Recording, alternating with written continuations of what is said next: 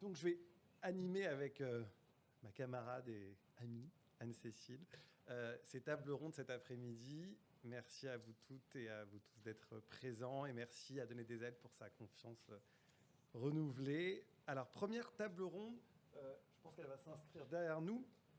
On va parler donc des politiques d'égalité et de la réalité du terrain. Je ne sais pas qui a trouvé le titre de ce colloque, de cette journée d'aujourd'hui, un rêve et des réalités, mais je trouve qu'elle est vraiment très très juste. J'aurais aimé d'ailleurs avoir eu cette idée avant vous pour la réutiliser, parce qu'elle nous confronte finalement à ce qui se passe aujourd'hui à l'hôpital. Et oui, on cherche des solutions, on cherche des solutions qui sont pérennes si possible. Mais avant d'évoquer ces solutions, j'aimerais qu'on s'attarde sur les obstacles, les empêchements, tout ce qui finalement freine celles et ceux, et je pense qu'il y en a beaucoup dans cette salle, qui veulent que ça bouge. Et c'est important de ne pas faire de langue de bois, et je crois que c'est vraiment aussi l'une des spécificités de Donner des ailes, c'est de parler aussi des choses qui fâchent, et d'en parler de manière la plus claire possible. Alors ces empêchements, ils peuvent se faire en amont d'une politique d'égalité, évidemment, ou lorsqu'elle est actée, ce qui est un peu plus problématique, puisque lorsqu'elle est actée, il y a finalement de l'argent public, en tout cas en ce qui concerne les hôpitaux publics, qui est injecté. Et donc, il faudrait s'épancher un peu plus sur ces obstacles. Je vous rassure, c'est que la première partie de cette table ronde. On va aussi beaucoup et surtout parler de ce qui marche, de ce qui fonctionne. L'objectif, c'est que dans cette salle, vous puissiez repartir avec des idées, des intervenantes et des intervenants que je vais vous présenter tout de suite. Je vais vous les présenter dans un instant, mais je vais les appeler déjà ici pour qu'il et elle me rejoignent. Perrine Sarrazin, Philippe Bagnols, Karine Gillette, Sophie Truchet et Sophie Beaupère, sous vos applaudissements, évidemment. Merci.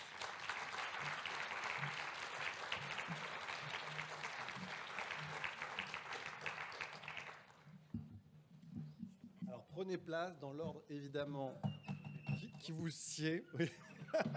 Philippe Bagnols me dit je me mets très loin de toi. Alors, je vous le précise d'emblée, on va rester dans des démarches dans cette première table ronde de niveau macro, comme on dit, sans entrer trop dans les détails, parce que Anne-Cécile, après, va s'attarder plus spécifiquement sur les questions de parentalité, de mentorat, et moi, après, dans un second temps, sur les VSS. Alors, dans le cadre de cette première partie, j'aimerais qu'on fasse une courte introduction sur ce que nous disent les principaux concernés, les principales concernées. Sophie Beaupère, vous êtes déléguée générale d'Unicancer. Vous avez lancé une grande enquête. Il y a un problème de micro. Ah, okay. Vous avez lancé une grande enquête d'attractivité auprès de 25 000 personnes. Quels sont les grands enseignements de cette enquête et y parle-t-on justement d'une impatience sur les sujets d'égalité ? Bonjour à toutes et tous. Pour me présenter, je suis Sophie Beaupère, déléguée générale de la Fédération Unicancer, qui représente les 18 centres de lutte contre le cancer et 2 centres affiliés, Sainte-Catherine d'Avignon et l'Institut de cancérologie de Polynésie française. Et on est une branche professionnelle de 25 000 salariés. Qui dit branche professionnelle, nous sommes des établissements privés à but non lucratif, c'est pour ça que nous sommes une branche professionnelle. Qui dit branche professionnelle dit négociation avec des partenaires sociaux pour signer des accords et des accords notamment qui portent sur le sujet évoqué. Et pour pouvoir préparer ces accords et ces discussions, il faut toujours bien sûr partir d'un constat et tracer des perspectives. Et on a fait une grande démarche prospective en 2023 qui visait à se projeter dans les 10 ans qui viennent sur les évolutions de la prise en charge, mais aussi les évolutions du management, l'impact du numérique aussi sur l'organisation du travail. Et dans le cadre de cette démarche prospective, effectivement, on a fait une enquête sur l'attractivité et la fidélisation des professionnels. C'était le thème de l'enquête. Bien sûr, c'était large et les résultats sont... il y a des tendances fortes, je dirais, qui concernent tous les salariés, hommes et femmes, et notamment ces résultats portent sur qu'est-ce qui fait que les centres de lutte contre le cancer sont attractifs. Alors, c'est sans doute pas très éloigné des résultats qu'il y aurait pour la PHP et pour l'hôpital européen Georges Pompidou. Et ce qui ressort en commun pour tous les salariés, c'est le travail en équipe. Des premières sources de motivation, travail en équipe, la coopération, l'expertise et le fait de pouvoir allier recherche et soins, notamment par exemple dans nos centres. Et donc, une des préoccupations après aussi qui est globale, c'est l'équilibre vie professionnelle, vie privée, les conditions de travail et avoir un management plus participatif. On a posé la question, bien sûr, sur est-ce que vous pensez que les centres de lutte contre le cancer sont suffisamment de mesures pour l'égalité homme-femme. Là, les résultats sont différents en fonction du genre, puisque 37% des femmes disent que oui, c'est suffisant. Donc, vous voyez qu'une grande majorité considère que c'est insuffisant. Et 57% des hommes considèrent que les mesures sont suffisantes. Donc, ça, c'est pour vous dire qu'il y a encore du travail. Et puis, là où les résultats sont différents aussi par genre, c'est il y a une attente plus forte des femmes pour avoir des parcours qui vont leur permettre d'avoir des responsabilités et de pouvoir progresser dans leur carrière. Ce qui montre effectivement qu'il y a une différence, bien sûr, sur ce sujet. Voilà à peu près les grandes lignes de cette enquête, sur ces thématiques, et qui nous ont permis de pouvoir travailler sur un plan d'action, qui rejoint d'ailleurs ce qui a été présenté, bien sûr, par la PHP, avec des actions à la fois globales sur les conditions de travail, l'équilibre vie professionnelle, vie privée, et sur les sujets plus précisément que j'ai évoqués. Merci beaucoup. On va reparler évidemment des actions dans un instant. Donc voilà pour déjà le constat qui rejoint un peu ce que nous a dit précédemment Madame Buffet. Alors Sophie Truchet, vous êtes référente égalité professionnelle femmes-hommes au CHU de Reims. Fédérer les troupes, ce que vous m'avez dit en préparant cette table ronde, ce n'est pas toujours simple. À quelles difficultés vous vous êtes heurté lors de la mise en œuvre de votre plan égalité ? Alors, si je reprends un peu ce qui a été dit précédemment aussi, au CHU de Reims, c'est comme partout ailleurs, il y a grosso modo 80% de femmes, 20% d'hommes. C'est le sujet de l'égalité dans ces cas-là, ça semble un sujet mineur, accessoire au regard à la fois des missions qu'exercent les agents et tous les professionnels, les contraintes de planning, les nécessités de service. Et puis, il y a malheureusement, il faut le reconnaître, pas plus d'adhésion que ça non plus au niveau des administratifs ou des médico-techniques. L'égalité professionnelle, c'est considéré comme non pas un sujet, si c'était un sujet, c'est un sujet qui risque de bouleverser l'ordre établi. Donc on n'a pas trop envie d'en parler en fait. Et puis donc on a ce plan égalité une fois terminé. Après ce sont des chapitres qu'on retrouve dans la circulaire, donc de toute façon on n'invente pas la poudre. Mais on a voulu donc le faire vivre au CHU. On a lancé des enquêtes. Alors quand on lance des enquêtes, on a un peu de réponse pour peu qu'on relance et qu'on fasse pas mal de communication dessus.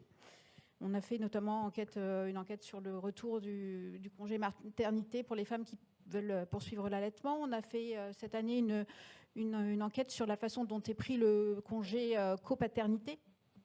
Et puis surtout, on a lancé en 2023 une très grande enquête là pour justement avoir un avis qualitatif, un état des lieux qualitatif du ressenti des professionnels à l'hôpital. Et là, on a aussi eu, ce qui n'est pas un aussi bon taux que la PHP, mais on est allé à 7%, ce qui est quand même pas mal, et il a fallu vraiment pousser pour cela. Par contre, quand on organise des manifestations, des demi-journées, c'est nettement plus compliqué, il faut le reconnaître. On a beau y mettre de l'humour, des experts qui interviennent. Il y a beaucoup de personnes qui disent qu'elles vont venir et qui ne viennent pas en réalité. Et par contre, les personnes qui sont là sont vraiment contentes d'être venues et ont apprécié la journée, en fait. Donc, ce qui se pose comme question, c'est quel format. On a essayé aussi le format conférence de 2 heures sur la parentalité, mais ça n'a pas convaincu non plus. Donc, trouver le bon format, les bons horaires, les ficelles pour faire venir aussi. Il faut sans doute prendre en compte d'autres habitudes de vie.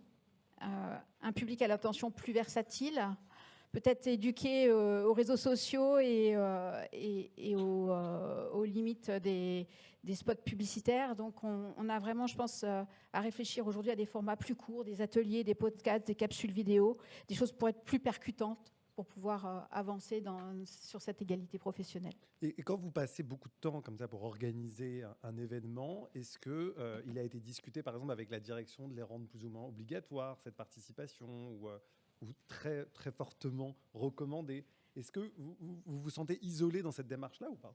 Ah non, moi, au CHU de Reims, j'ai une chance formidable, c'est que je suis très soutenue par la direction générale et la gouvernance. Donc, on a un comité égalité qui est très actif également. Donc là j'ai envie de dire, je suis gâtée. Par contre, il faut vraiment trouver les bons tuyaux de communication. Rendre obligatoire, ça c'est pour et voilà, tout à fait, ses avantages et ses inconvénients.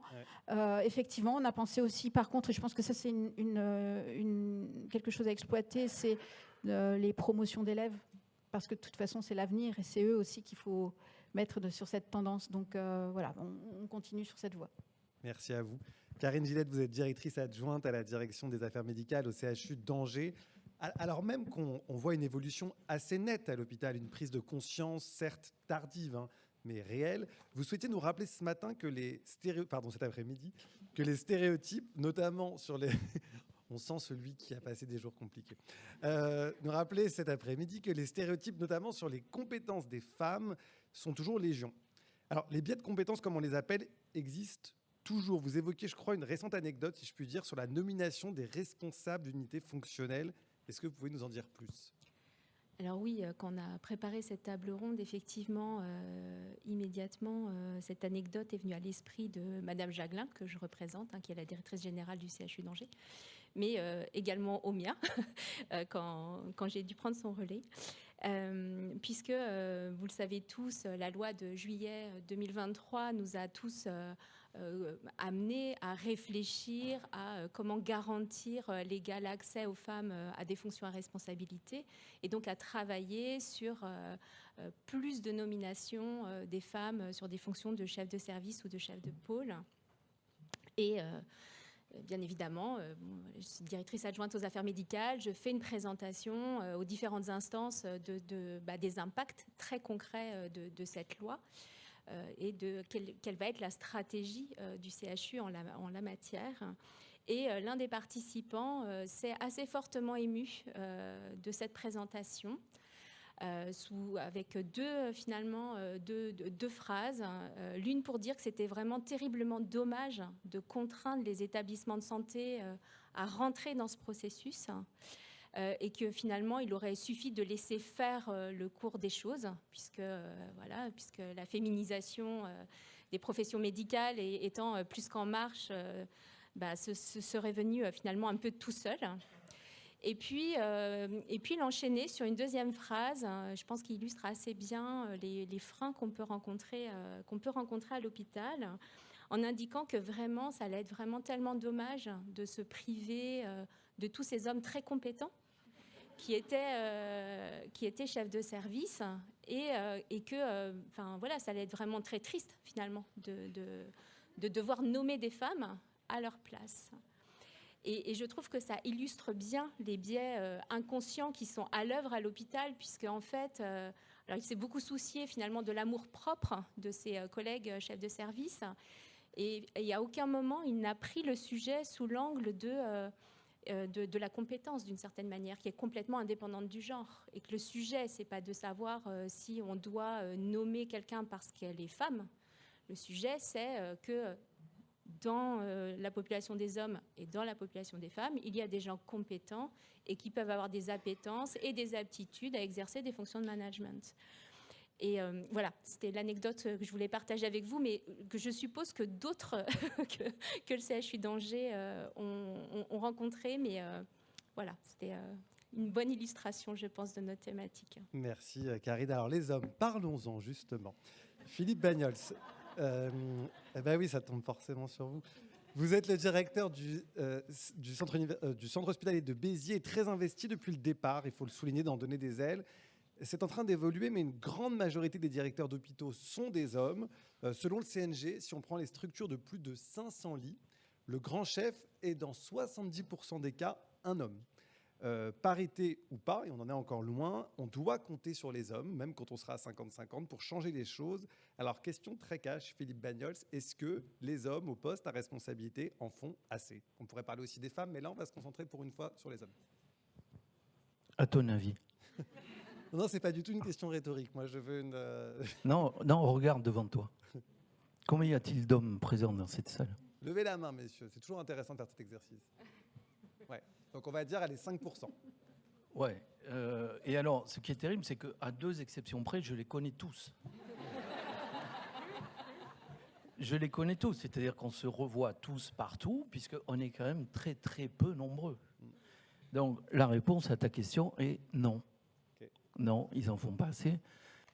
Au début, puisque tu as eu la gentillesse de rappeler que depuis longtemps je suis sur le sujet, au début, ça fait plus de 12 ans aujourd'hui, on m'a expliqué que c'est un problème d'éducation. Un problème d'éducation, c'est dans les catalogues de jouets. Pour les garçons, les trucs sont bleus, pour les filles roses, alors c'est compliqué d'aller à l'encontre de quelque chose qui est aussi ancré dans notre culture. On nous a expliqué aussi qu'ensuite il y avait un sujet d'information, c'est-à-dire qu'on manquait de données.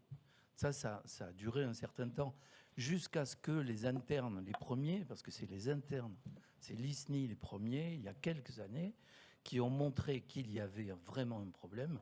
Et depuis, bon, il y a les baromètres, je ne vais pas en parler, de donner des ailes. Les informations, on les a. Donc aujourd'hui, clairement, il est évident qu'il y a un sujet, enfin, qui n'est pas qu'un sujet, c'est qu'il y a un problème. Un problème. Donc je pense que si les hommes n'en font pas plus, c'est parce qu'ils n'ont pas intérêt à en faire plus. Tu as effleuré le sujet tout à l'heure, tu n'es pas rentré dedans, mais pour moi, il y a 3 raisons à ça. D'abord, pour une raison qui est liée à leur confort. La deuxième raison, tu as dit que tu ne voulais pas de langue de bois. La deuxième raison, c'est le maintien de petits privilèges. Je dis petits privilèges, ce n'est pas péjoratif, ce n'est pas des grands privilèges. Ce sont des petits privilèges, mais il y en a. Et la troisième raison, c'est que les hommes veulent garder leur statut de dominant. Ça me paraît assez évident. Alors, dans la vraie vie, puisque on parle de la réalité du terrain, c'est dans le titre, tu l'as rappelé.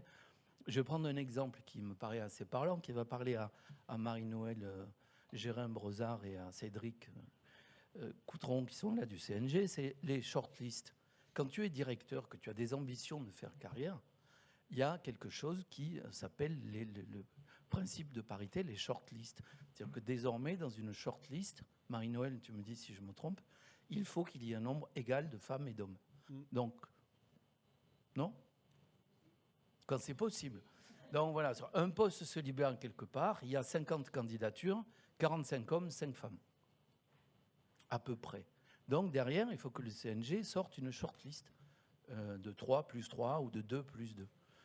Ça veut dire quoi, ça, mathématiquement parlant? Ça veut dire que quand on est un homme et qu'on veut faire une carrière, qu'on s'engage pour l'égalité professionnelle, on accepte ce principe-là. C'est-à-dire qu'on accepte de pouvoir être défavorisé par les idées qu'on défend. Parce que mathématiquement, c'est ça que ça veut dire. Moi, je suis pour la parité, je suis pour la mixité, je suis pour qu'on applique cette politique-là, mais cette politique-là, dans les faits, il peut arriver, il est même arrivé, qu'elle ne serve pas mes intérêts. Ça, c'est ce qu'on appelle l'engagement. Donc, je crois que pour répondre simplement à ta question, les hommes n'ont pas intérêt à ce que le sujet avance plus. Et que c'est pour ça que ça n'avance pas plus, puisqu'ils sont majoritairement, tu l'as rappelé, en situation de pouvoir. Donc c'est pour ça que, au sein de Donner des ailes, avec Wissam, qui est ici présent, et Wissam Eladj et Noël van der Stok, on est les 3... je ne sais pas comment nous qualifier, enfin voilà, 3 hommes du bureau, on essaie de secouer les choses et de faire en sorte que ça bouge, mais ça ne bouge pas vite, c'est clair. Mais on peut compter sur vous. Et petite astuce pour les salles qu'on aimerait voir plus paritaires, je la donne souvent, mais vous, mesdames, n'hésitez pas, et messieurs aussi d'ailleurs, la prochaine fois d'envoyer des mails personnalisés aux personnes de votre entourage du sexe opposé, en leur disant « je compte sur toi ». Surtout, n'envoyez pas de mails collectifs, ça ne sert jamais à rien, jamais. J'essaie aussi dans mon travail, je vous confirme, beaucoup de temps et d'argent perdu. Envoyez des mails nominatifs en disant « cher Pierre, cher Roger, cher Jean-Michel, j'ai vraiment très envie que tu viennes avec moi ce jour-là, c'est important, je compte sur ton engagement ». Vous verrez que ça marche et j'ai des chiffres qui le prouvent, donc n'hésitez pas. Je ferme la parenthèse. Perrine Sarrazin, vous êtes chargée de mission à l'ARS Grand Est en charge justement de l'égalité. Alors, pour terminer sur ces difficultés assez brièvement, après évidemment je vais redonner la parole. Une autre difficulté qui peut étonner, c'est le manque de formation des personnes elles-mêmes en fait en charge de l'égalité. Ça peut être étonnant, mais c'est la réalité. Je crois que vous y avez été confrontés. Oui, donc déjà, merci à l'association Donner des ailes à la santé qui a l'engagement chevillé au corps. Donc effectivement, l'égalité est une dynamique bien lancée, mais on le voit bien, le mouvement doit s'inscrire dans la durée. Et en fait, nous n'avons pas cessé de lutter et nous luttons toujours. Donc concernant les référents égalité, donc c'est une obligation au niveau de la fonction publique hospitalière depuis août 2021. Et donc tout ça s'inscrit bien sûr en tant que fonction publique. On a au cœur du service public l'égalité. Donc, une nécessité d'exemplarité. Maintenant, une fois qu'on a dit ça, les référents égalité sont souvent désignés d'office, ont 5 ou 6 casquettes à gérer. Et finalement, on s'en rend bien compte, être référent égalité, c'est marcher sur 2 jambes. C'est avoir des compétences RH qui répondent à des soucis d'attractivité, de fidélisation, d'accompagnement des carrières. On le voit bien, gérer les respirations de carrière professionnelle, savoir aussi être force de proposition en termes de recrutement, en termes de repenser l'organisation de travail. C'est aussi marcher sur une jambe de lutte contre les violences sexistes et sexuelles, lutter contre les discriminations, être en capacité d'écouter, de créer cette cellule d'écoute. Mais est-ce que mieux accompagner, c'est mieux réparer? Tout ça, ça nécessite des compétences, ça nécessite des formations, ça nécessite aussi des appuis, des personnes ressources. Et on fait face à une situation où les référents égalité sont démissionnaires, véritablement parce qu'ils manquent de formation, parce qu'ils sont eux-mêmes isolés et que, en fait, au sein même de leur établissement, sauf Madame Truchet, et j'en suis ravie au niveau de l'ARS Grand Est.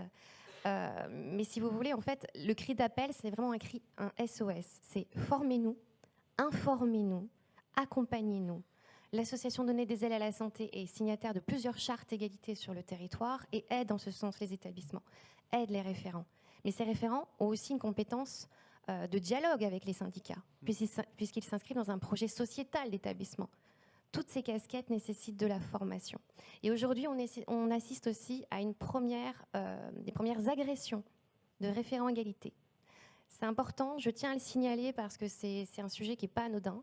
Pourquoi une agression? Parce que dans un contexte de tension hospitalière RH, tension économique, flux tendu, avec une agressivité qui augmente, l'égalité, ça sert à quoi? Est-ce que c'est la priorité du jour quand j'ai mes effectifs à gérer au quotidien? Que vient faire un référent égalité pour me dire le plan d'action c'est obligatoire sinon sanction, index c'est obligatoire sinon sanction?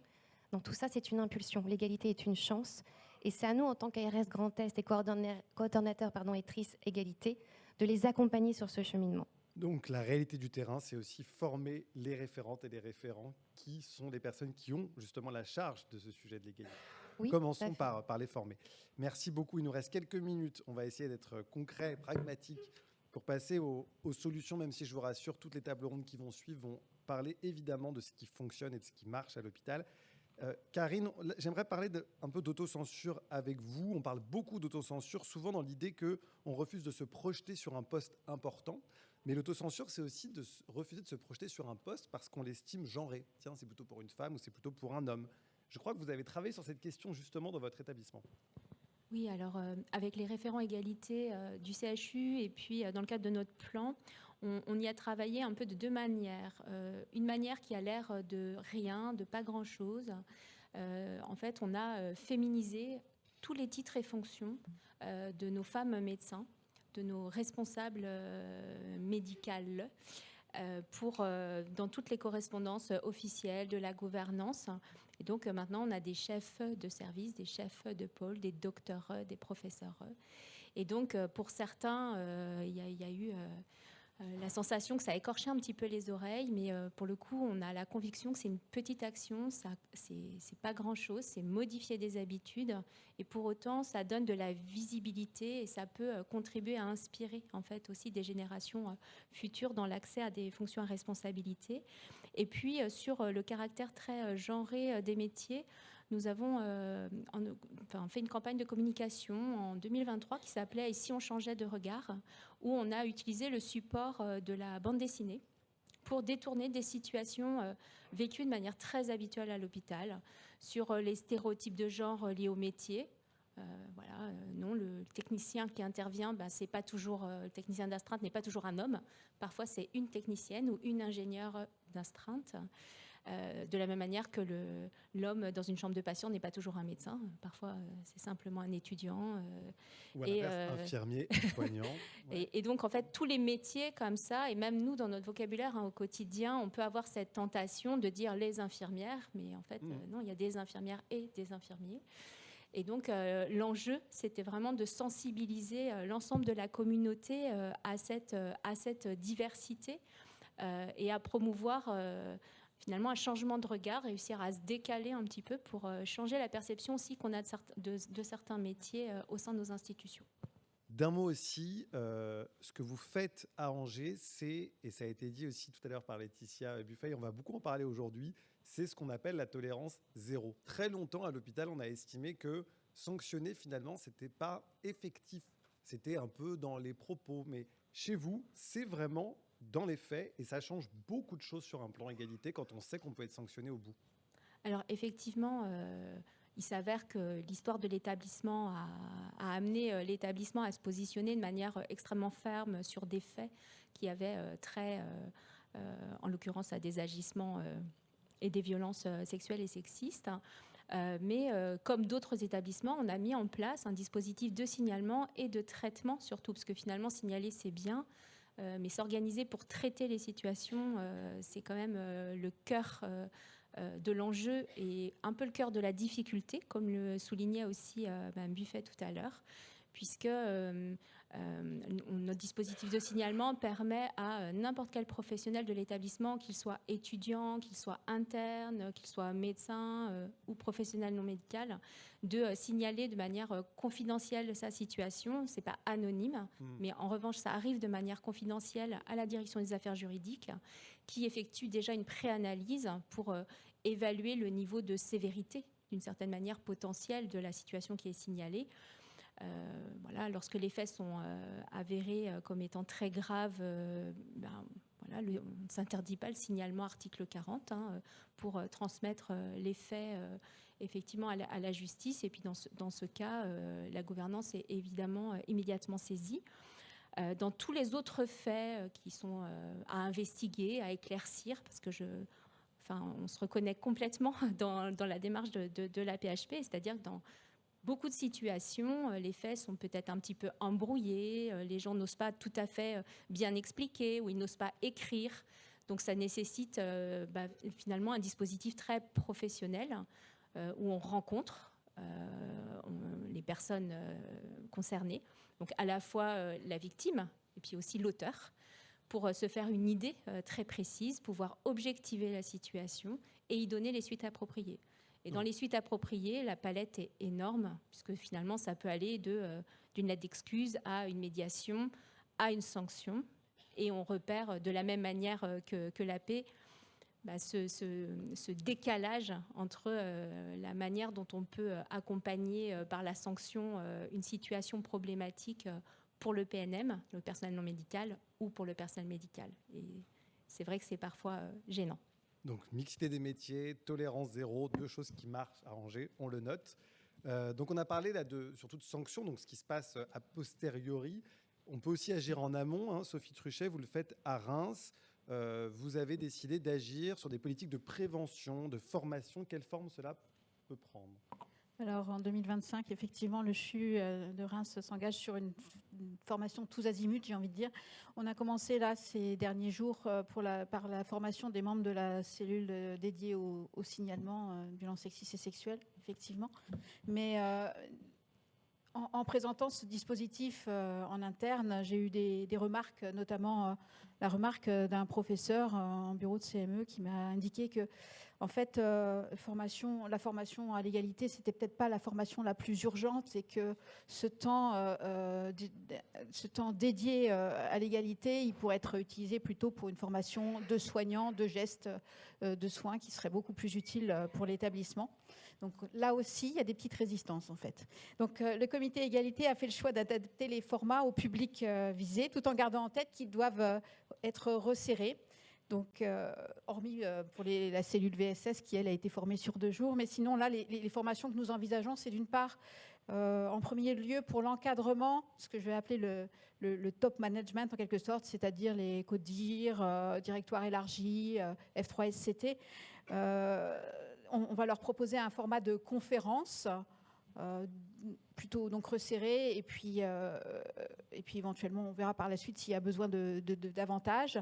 Dans les services, et ça nous a été proposé par les médecins eux-mêmes, nous mettons en place une démarche d'aller vers avec un binôme formé qui se rend dans les réunions de staff pour évoquer les sujets en 20-30 minutes et puis échanger. Donc ça sera très simple, c'est cadre réglementaire, les définitions, et puis après quelques échanges, réponses aux questions posées éventuellement. Pour les cadres de terrain, alors là, je pense aux soignants, mais également, ça peut être des ingénieurs, ça peut être à la blanchisserie, ça peut être aux cuisines. Ce sont des lieux qui ne sont pas exempts de dysfonctionnement ou de comportements inappropriés. Là, on déploiera des formations d'une demi-journée à intervalles réguliers sur l'année pour des groupes qui seront mixtes, voulus comme tels. On a déjà testé cette formule l'année dernière et ça semble pas mal que des gens de la technique puissent échanger avec des soignants ou avec un médecin éventuellement. Les médecins disent qu'ils ont peu de temps à consacrer, mais on va laisser la porte ouverte et tous ceux qui auront envie de venir seront bien sûr les bienvenus, sans poser ça comme principe obligatoire par contre. Et puis parallèlement, nous allons également déployer une formation en distanciel, alors là accessible à tout le monde, indistinctement, tous les professionnels, les élèves, les étudiants, les internes. Et ça, on va déployer ça sur 3 ans. Il faut imprégner les esprits, en fait. C'est très, très important. Et je pense que ces différentes façons d'opérer vont se conjuguer et finir par insuffler un autre regard. Donc, beaucoup de choses très concrètes. Merci beaucoup, Sophie. Sophie Beaupère, cette fois chez Unicancer, un accord de branche va être mis en place. Alors cet après-midi, vous allez pouvoir nous révéler en exclusivité les axes principaux de cet accord et surtout sur quelle branche de cet accord vous attendez des résultats concrets et au plus vite. Oui, merci beaucoup. L'accord de branche, il reprend beaucoup d'éléments qui ont déjà en fait été évoqués. Et d'ailleurs, il se fonde sur le partenariat qu'on a signé avec Donner des ailes à la santé. C'était au printemps dernier, lors de Santé Expo. Donc l'accord, en fait, il y a 3 grands axes. Le premier axe, déjà, c'est de faire un bilan des actions qui sont faites par les différents centres et de pouvoir avoir un bilan qui soit complètement objectif des actions et d'avoir un plan d'action du coup qui en découle. Et le plan d'action, il porte notamment sur 2 axes, c'est favoriser vraiment l'égalité homme-femme tout au long, je dirais, du parcours professionnel, du recrutement à la formation, en passant par des parcours qui vont permettre de donner des perspectives. Recrutement, c'est notamment, pour donner des exemples, former les recruteurs à la non-discrimination, faire en sorte qu'il y ait des recrutements qui soient avec des jurys, on va dire, paritaires. C'est pour donner quelques exemples. La formation, ça rejoint ce que vous avez évoqué, c'est proposer des modalités de formation qui soient souples et qui permettent de garantir un équilibre vie professionnelle, vie personnelle, et s'assurer que tout le monde peut les suivre de manière simple. Et on développe, comme tout le monde, je pense, notamment beaucoup l'e-learning avec notre institut de formation, quand c'est possible, évidemment. Pour donner un exemple, c'est aussi prévoir des formations qui permettent de créer des viviers paritaires, parce qu'on sait que c'est en créant des viviers que l'on peut après œuvrer pour l'égalité, notamment dans la prise de responsabilité.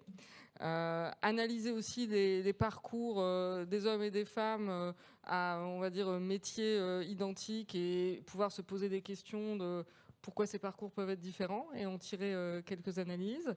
Bien sûr, tout ce qui concerne les rémunérations, avoir une transparence sur les rémunérations. Et bien sûr, ce qui a été évoqué aussi, la lutte contre les violences sexistes et sexuelles, avec notamment la formation des référents, pour donner un exemple, et des actions de prévention. Voilà, donc c'est en discussion avec les partenaires sociaux. Je pense que nous allons bientôt pouvoir signer cet accord.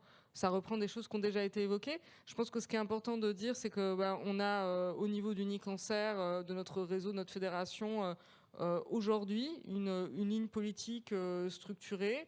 Il y a encore beaucoup à faire. Il y a des choses qui ont été réalisées. Pour donner un exemple, c'est vrai qu'il y a 9 ans, quand j'étais directrice générale adjointe à Lyon, On était 2 DGA à l'époque, aujourd'hui sur 18. Aujourd'hui, il y en a 8 sur 18. Donc on voit que les choses progressent. C'est pas complètement la même chose là pour les directeurs généraux qui sont des PUPH. Je pense qu'on peut mieux faire en ce domaine et c'est justement en travaillant sur un vivier qui va permettre de proposer aux médecins qui le souhaitent, qui souhaitent avoir des responsabilités de chef de service, de chef de département, d'être formés en commun dans un vivier paritaire que l'on va après pouvoir aussi préparer l'avenir et sans doute améliorer nos résultats en matière de parité sur les directeurs généraux, qui est un exemple parmi d'autres. Il y a une anecdote aussi que je voulais relater qui m'avait frappé sur les noms que vous évoquiez.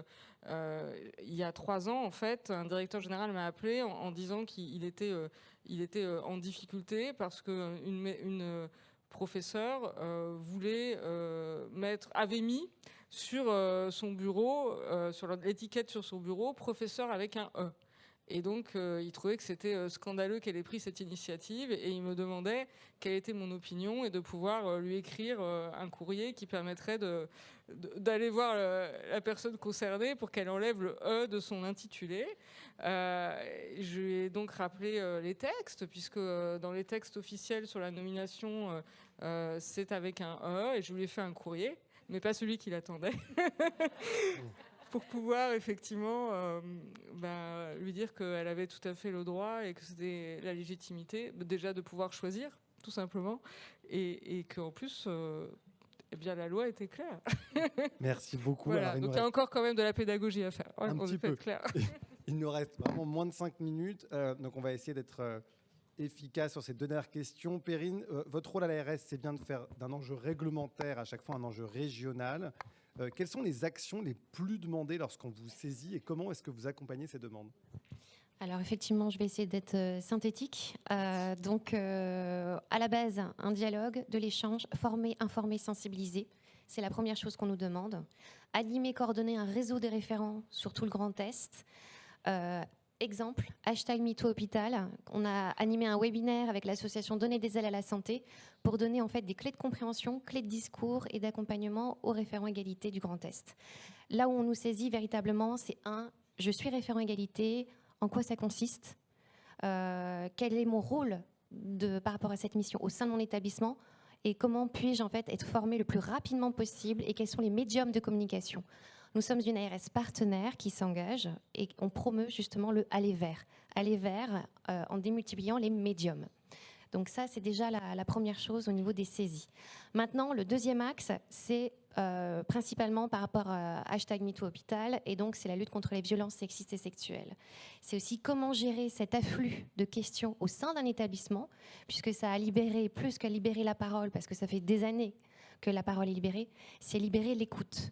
Mais en tant que référent, je suis récipiendaire de ce genre d'événement. Comment je peux gérer? Quelles sont mes personnes ressources en interne et en externe? Et comment en fait accompagner les victimes au mieux? Et aussi les auteurs, notamment par la justice restaurative. On n'en parle pas assez des auteurs. Merci beaucoup Perrine. Et pour terminer, Philippe, je disais, ça fait 12 ans que vous vous êtes engagé, et une politique d'égalité, si elle n'est pas pérenne, c'est une politique qui ne fonctionne pas. Il faut mesurer sa politique d'égalité, il ne faut pas juste la faire, c'est déjà très bien d'en faire une, mais il faut aussi la mesurer. Alors, c'est quoi la recette magique pour inscrire une politique d'égalité dans le temps ? Alors, d'abord, il faut du travail, ensuite du travail, et enfin du travail. Parce qu'il faut être clair, c'est un énorme travail. Pour les DRH, c'est un énorme travail, un énorme engagement pour tout l'établissement. Une procédure disciplinaire, par exemple, c'est un truc... c'est assez terrible, quoi, la lourdeur que représente une procédure disciplinaire. Donc du travail, je l'ai dit. Ensuite, il faut une équipe qui s'engage. Le directeur tout seul, il ne peut rien.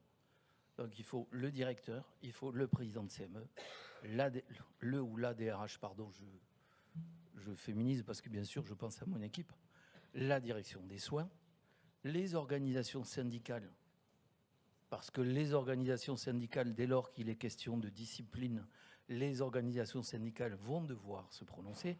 Alors évidemment, au début, tout le monde est pour l'égalité, comme tout le monde est contre la guerre.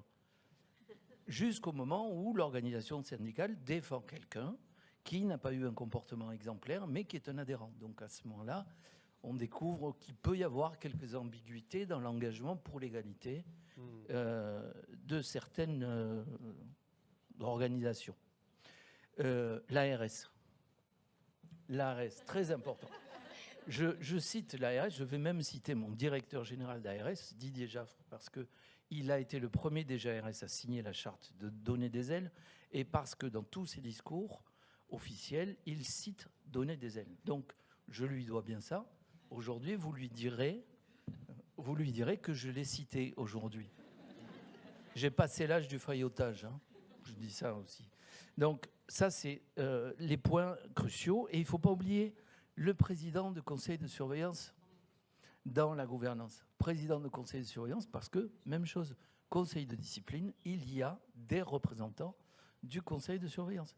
Donc, si vous avez des élus qui se dégonflent au moment de prendre des sanctions, votre démarche tombe à plat.